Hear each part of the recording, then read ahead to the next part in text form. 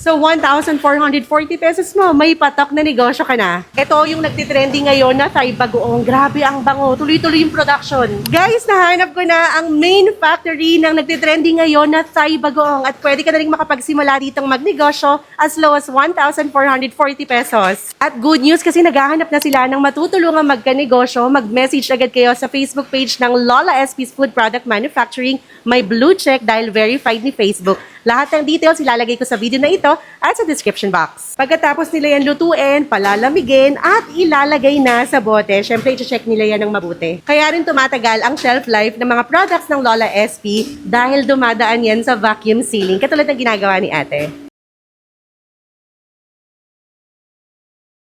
At dito naman makikita natin, nilalagyan na yan ng plastic seal at syempre isa rin sa pinaka-importante is yung expiration date. Nakalagay is April 29, 2027. Ang maganda rin talaga sa mahaba yung shelf life is may chance talaga kayong maibenta to, lalo na kung nagsisimula pa lang kayo. Kaya wala talagang talo dito.